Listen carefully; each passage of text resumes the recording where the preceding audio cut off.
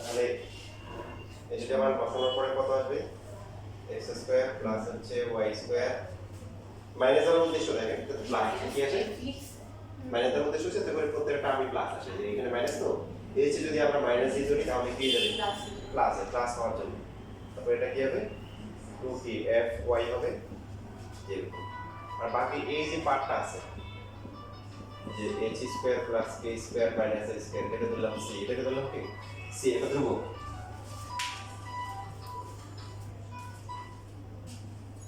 ऐसा हुआ तो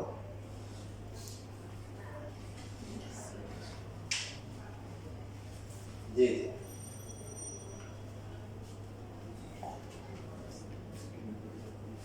जी जी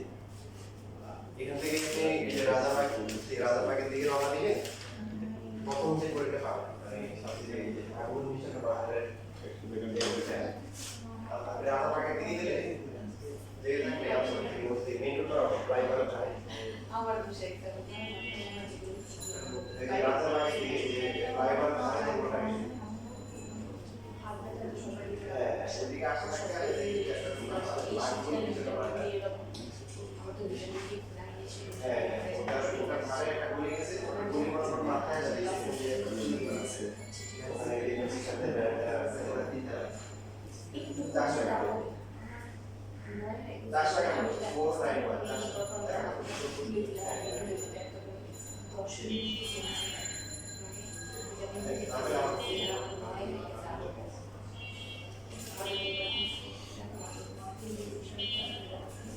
তাহলে এখানে কত দেওয়া আছে সি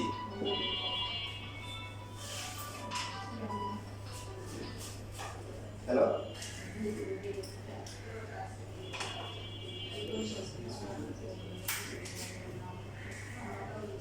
এটাই হচ্ছে বৃত্তের সমীকরণ এটাকে বলা হচ্ছে কি আগেরটা ছিল সাধারণ সমীকরণ এটা কি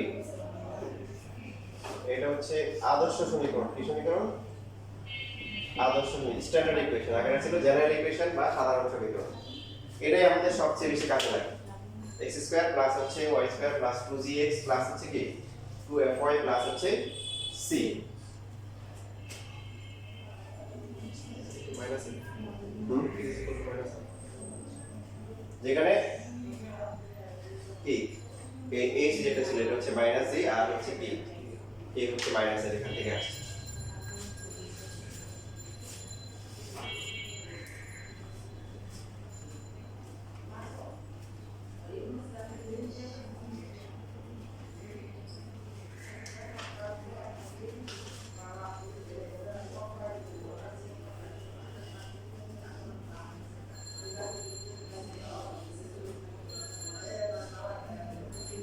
এই সমীকরণটা আমরা হচ্ছে মডিফাই করে আছি আমরা কোনো বেসিক থেকে আইনি আছে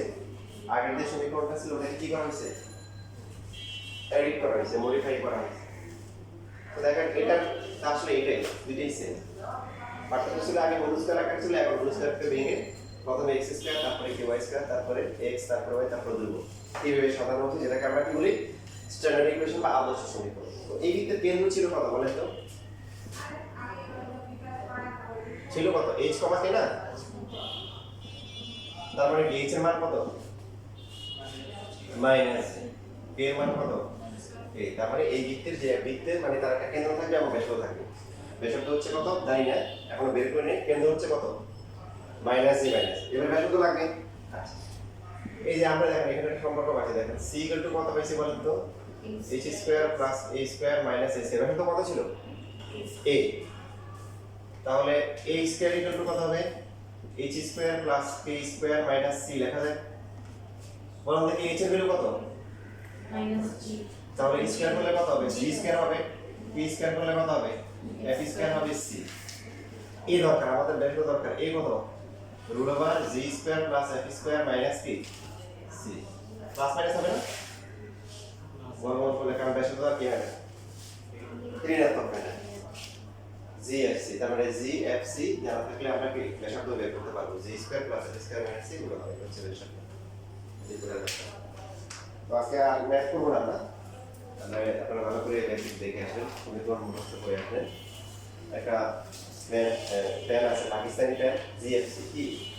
GFC আমি ফার্স্টে কিন্তু বলছিলাম যে এখানে এই চ্যাপ্টারের মেইন কাজ থাকে লিখতে সমীকরণ বের করা। কি বের করা?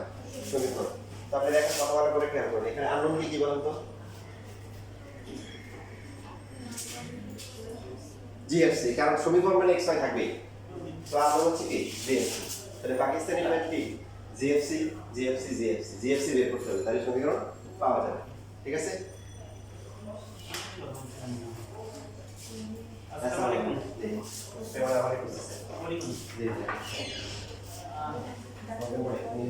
জি আচ্ছা ঠিক আছে। এদিক সাথে জি জি, কেমন আছেন? Cables. কোথায় ছিলেন?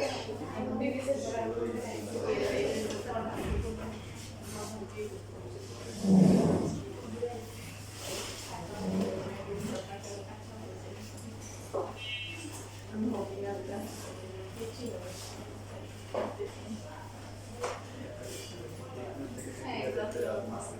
যাও ছুটি